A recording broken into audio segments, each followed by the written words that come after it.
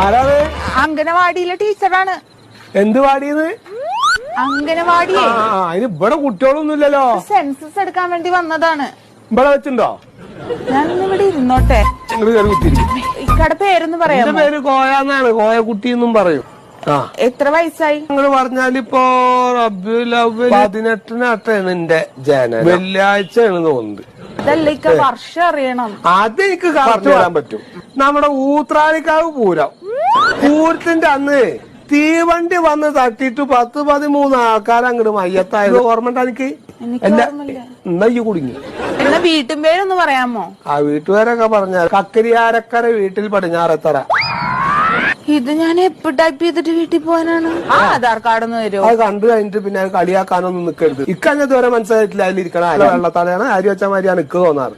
കണ്ണുമില്ല, മൂക്കുമില്ല, തലയില്ല. ആളാണോന്ന് തന്നെ